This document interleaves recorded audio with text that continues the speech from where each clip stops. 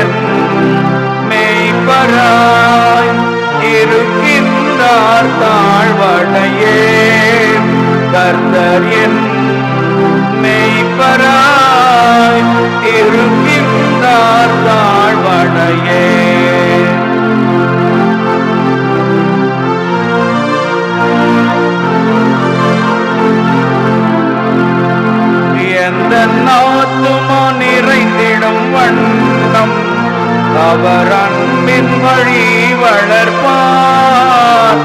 எந்த நாத்துமம் நிறைந்திடும் வண்ணம் அவர் அன்பின் வழி வளர்ப்பார். மரண இருள் மூடிடும் வேளை இயேசுவே என்னோடிருப்பார். இயேசுவே என்னோடிருப்பார். கர்த்தர் என் மெய்ப்பராய் இருக்கின்றார் தாழ்வடையே. கர்த்தர் என் மெய்ப்பராய் இருக்கின்றார் தாழ்வடையே.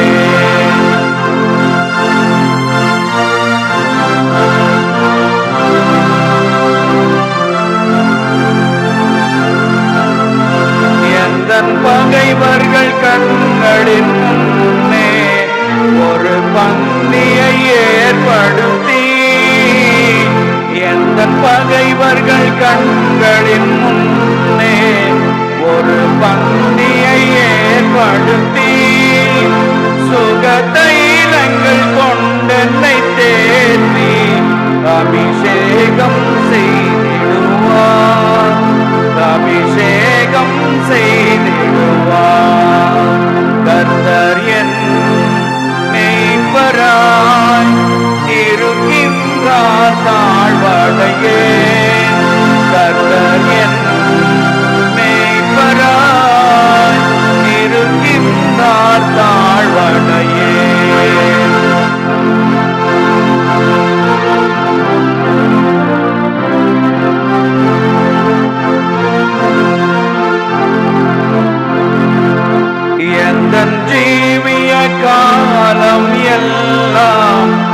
அவர் கிருபை வரம் பெறுவேன். எந்த ஜீவிய காலம் எல்லாம் அவர் கிருபை வரம் பெறுவேன். எந்த கர்த்தரின் வானக வீட்டில் என்றென்றும் வாழ்ந்திடுவேன். என்றென்றும் வாழ்ந்திடுவேன். கர்த்தர் என் மெய்ப்பராய் இருக்கின்றார் தாழ்வடையேன். கர்த்தர் என் மெய்ப்பராய் இருக்கின்றார் தாழ்வடையேன். கர்த்தர் என் மெய்ப்பராய் இருக்கின்றார் தாழ்வடையேன். கர்த்தர் என் மெய்ப்பராய் இருக்கின்றார் தாழ்வடையேன்.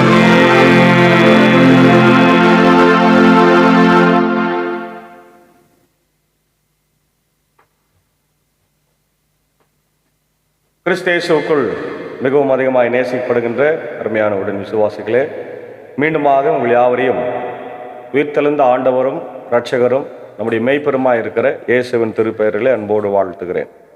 இந்த நாளிலே நாம் வாசித்து தியானிக்கும்படியாய் தெரிந்து கொண்ட கடவுளுடைய வார்த்தை, அது சங்கீதங்களின் புத்தகம் 146வது சங்கீதம். இந்த சங்கீதம் அல்லேலுயா சங்கீதம் என்று நம்ம பார்க்கிறோம். இறைவனின் உண்மை தன்மையையும் மனிதர்களை நம்புவதை விட கடவுளையே நம்புவது எவ்வளவு மேலானது என்பதையும் இந்த பகுதியில் விளக்குகிறது. துதிப்பதும் அவரை நம்புவதும் 146 முதல் 150 வரை உள்ள சங்கீதங்கள் அல்லேலுயா சங்கீதங்கள் என்று அழைக்கப்படுகின்றன. இவை ஒவ்வொன்றும் கர்த்தரை துதியுங்கள் என்று தொடங்கி அவ்வாறே முடிகின்றன. இச்சங்கீதம் நம்முடைய வாழ்நாள் முழுவதும் கர்த்தரை துதிக்கவும் அழியக்கூடிய மனிதர்களை அல்லாமல் நித்தியமான கடவுளை நம்பவும் நம்மை அழைக்கிறது. 1 முதல் 2 தனிப்பட்ட துதி, எப்போதும் துதிப்பது. சங்கீதக்காரன் என் ஆத்மாவே கர்த்தரை துதி என்று தன்னைத்தானே உற்சாகப்படுத்துகிறான். வாழ்நாள் முழுவதும் துதி என்பது ஒரு நேரத்தோடு முடிவதல்ல. நாம் உயிரோடு இருக்கும் காலம் முழுவதும் கர்த்தரை பாட வேண்டும். தீர்மானம். சூழ்நிலைகள் எப்படி இருந்தாலும் துதிப்பதே ஒரு விசுவாசியின் முதல் கடமையாக இருக்கிறது. ஆமென். அதை நம்ம அங்கே பார்க்குறோம். அல்லேலுயா, என் நெஞ்சே நீ ஆண்டவரை போற்றிடு. நான் உயிரோடு உள்ளளவும் ஆண்டவரை போற்றிடுவேன். என் வாழ்நாள் எல்லாம் என் கடவுளை புகழ்ந்து பாடிடுவேன் என்று ஆரம்பிக்கிறார். அன்பான தேவ பிள்ளைகளே, இந்த அல் லே லு யா அப்படின்ற இந்த அருமையான வார்த்தை எபிரேய வார்த்தையிலிருந்து வருகிறது. அல்லே லூயா அப்படின்னா கடவுளுக்கு மகிமை, பிரைஸ் த லார்ட், கர்த்தருக்கு ஸ்தோத்திரம் என்று அர்த்தம். ஆனால் இதை நிறைய நேரத்தில் நம்முடைய திருச்சபைகளிலே நம்ம பயன்படுத்துவது இல்லை. நம்முடைய திருச்சபையில் ஒரே முறை நம்ம மார்ட்டின் லூத்தர் அவர்கள் காஸ்பல் ரீடிங் பாடும்போது 3 முறை பாடுகிறோம். மற்ற எந்த இடத்துல நம்ம பயன்படுத்துவதில்லை. ஒருவேளை பயன்படுத்தினா என்ன சொல்கிறாங்கன்னா, அது பெந்தகோஸ்து சபை மக்கள் மாதிரி ஐயர் சொல்கிறாரு அப்படின்னு சொல்லிடுறாங்க. அதில் எனக்கு உடன்பாடு இல்லை. நிச்சயமாக நம்ம அதை பயன்படுத்தலாம், தவறில்லை. ஏனென்றால் அது ஒரு கெட்ட வார்த்தை அல்ல, நல்ல வார்த்தை. பைபிளில் இருக்கிறது, கடவுளை புகழ்ந்து பாடுகிற ஒரு வார்த்தை. அதனால் அதை பயன்படுத்துவது தவறில்லை. ஆனால் அதை கிரமமாய் பயன்படுத்துவது சரியாக இருக்கும் என்பதை நான் சொல்லுகிறேன். 3வது வசனம், 4வது வசனம் பார்த்தீங்கன்னா, ஆட்சி தலைவர்களை நம்பாதீர்கள், உன்னை மீட்க இயலாத மானிட மகனை நம்ப வேண்டாம். அவர்களின் ஆவி பிரியும் போது தாங்கள் தோன்றிய மண்ணுக்கே அவர்கள் திரும்புவார்கள். அந்நாட்களில் அவர்கள் எண்ணங்கள் எல்லாம் அழிந்து போகும். மனிதர்களை நம்பாதப்பா. இன்னைக்கு பாருங்க, வாலிப பிள்ளைகள் எல்லாம் யாரை நம்பி ஓடுறான்? நடிகர்களை நம்பி, அரசியல் தலைவர்களை நம்பி ஓடி போய், ஒரு தலைவர் அரசியலுக்கே வரத்துக்கு முன்னாடியே நிறைய மக்களை கொண்டு குவித்து விட்டார்கள். அதனால தலைவர்களை நம்பி, மனிதர்களை நம்பி போனால் நாம் இறந்து போவோம். நம்முடைய வாழ்க்கை ஒன்றுமில்லாமல் ஆகிவிடும். அதனால இன்னைக்கு இருக்கிற குழந்தைகளும் வாலி பிள்ளைகளும் ரொம்ப எச்சரிக்கையாக இருக்கணும். கடவுளை நம்ப வேண்டும். அவருக்கு பின்பாக போனால் மட்டும்தான் நமக்கு வாழ்க்கையை தவிர வேற ஒன்றும் இல்லை. அதான் நம்ம பார்க்குறோம். அதிகாரிகளின் பலவீனம், பிரபுக்களையோ உலக தலைவர்களையோ நம்ப வேண்டாம். அவர்களால் உங்களை ரட்சிக்க முடியாது. ஏன்னா அவங்க மறைத்து விடுவார்கள். மரணத்தின் எல்லை. மனிதனுடைய சுவாசம் போனால் அவன் மண்ணுக்கு திரும்புவான். அவருடைய திட்டங்கள் அன்றே அழியும். அழியக்கூடிய மனித சக்தியை விட மாறாத கடவுளை நம்புவதே மிக சிறந்த புத்திசாலித்தனம் என்று சங்கீதக்காரன் சொல்றான். அடுத்தது பாருங்க 5:6 யாக்கோபின் இறைவனை தம் துணையாய் கொண்டிருப்போர் பேறு பெற்றோர், தம் கடவுளாகிய ஆண்டவரையே நம்பி இருப்போர் பேறு பெற்றோர். அவரே விண்ணையும் மண்ணையும் கடலையும் அவற்றிலுள்ள யாவற்றையும் உருவாக்கியவர் என்றும் என்றென்றும் நம்பிக்கைக்குரியவராய் இருப்பவர் அவரே என்று சொல்லுகிறார். அப்போ யாரை நம்பணும்? நான் யாரை நம்பக்கூடாதுன்னு பார்த்துட்டோம். மனிதனை நம்பக்கூடாது, நாசில சுவாசம் உள்ள மனிதனை நம்பக்கூடாது, பிரபுக்களை ரட்சிக்க திராணி இல்லாத மனிதர்களை நம்பக்கூடாது. அப்போ யாரை நம்பணும்? யாக்கோபின் கடவுளாகிய ஆண்டவர். இவர் யாக்கோபின், ஈசாக்கின், யாக்கோபின், மோசேயின் கடவுள், ஆபிரகாமின் கடவுள், முற்பிதாக்களின் கடவுள், உலகத்தை உருவாக்கியவர், இருக்கிறவராய் இருக்கிறேன் என்று சொன்னவர், நல்ல மெய்ப்பன் என்று சொன்னவர். அப்போ இந்த ஆண்டவரை நம்பும் போது நம்முடைய வாழ்க்கை ஆசீர்வாதமா. ஏன்னா இவர் தான் நமக்காக கல்வாரி சிலுவையிலே மரித்து ரத்தம் சிந்து நம்மை மீட்டு கொண்டார், நமக்காக மரித்தார், நமக்காக உயிர்த்தார், நமக்காக வரப்போகிறார். ஆகவே அவரை மட்டுமே நம்ப வேண்டும், வேற யாரையும் நம்ப வேண்டிய அவசியம் இல்லை. அதை நம்ம பார்க்கிறோம். யாக்கோபின் கடவுள், அவர் வாக்கு தத்தங்களின் கடவுள், அவர் வாக்கு தத்தங்களை காக்கிறவர், உதவியே செய்கிறவர் இல்லையா, சிருஷ்டிகர், வானத்தையும் பூமியும் சமுத்திரத்தை உண்டாக்கினவர், நம்முடைய நம்பிக்கைக்கு உரிய பாத்திரமானவர். அவருடைய உண்மை தன்மை நமக்கு தெரியும். அவர் என்றென்றைக்கும் உண்மை உள்ளவர், ஒருபோதும் அவர் நம்மளை கைவிடுவதில்லை என்பதை நம்ம பார்த்திருக்கோம். அடுத்தது பார்க்கிறோம் 7வது 8வது ஆண்டவர் ஒடுக்கப்பட்டோருக்கான நீதியை நிலைநாட்டுகின்றார், பசித்திருப்போருக்கு உணவளிக்கின்றார், சிறைப்பட்டோருக்கு விடுதலை அளிக்கின்றார். ஆண்டவர் பார்வையற்றோரின் கண்களை திறக்கின்றார், தாழ்த்தப்பட்டோரை உயர்த்துகின்றார், நீதிமான்களிடம் அன்பு கொண்டுள்ளார். ஆண்டவர் அயல் நாட்டினரை பாதுகாக்கின்றார், அனாதை பிள்ளைகளையும் கைம்பெண்களையும் ஆதரிக்கின்றார். ஆனால் பொல்லாவரின் வழியோ அவர்களை கவிழ்த்து விடுகிறார். சீயோன் கடவுளே, என்றென்றும் எல்லா தலைமுறைகளுக்கும் ஆட்சி செய்கிறவர் அவரே, அல்லேலூயா. அதாவது 3வது பகுதி, அவர் யாரையெல்லாம் ஆதரிக்கிறார்னு பார்க்கணும். யாரெல்லாம் ஆதரிக்கிறார் பாருங்க. ஒடுக்கப்பட்டவர், பசி இருத்தோருக்கு உணவளிக்கிறார், சிறைப்பட்டோருக்கு விடுதலை அளிக்கின்றார், பார்வையற்றோர் கண்களை திறக்கின்றார், தாழ்த்தப்பட்டோரை உயர்த்துகிறார், நீதிமான்கள் அன்பு கொண்டிருக்கிறார், அயல் நாட்டினரை பாதுகாக்கின்றார், அனாதை பிள்ளைகள், விதவை, கைம்பெண்களை ஆதரிக்கிறார், துஷ்டரின் வழியையோ மாறாக்கிறார் இல்லையா. அப்போ இந்த காலை நேரத்தில் ஆண்டவர் நம்ம கொடுக்கிற இறை வார்த்தை தான். ஒடுக்கப்பட்டவர்களுக்கு நீதி செய்கிற இறைவன், பசியுள்ளவர்களுக்கு ஆகாரம் அளிக்கின்றவர், கட்டுண்டவர்களுக்கு விடுதலை அளிக்கின்றார், குருடர்களுக்கு பார்வை அளிக்கின்றார், பரதேசி திக்கற்ற பிள்ளைகள் விதவைகளை பராமரிக்கிறார்.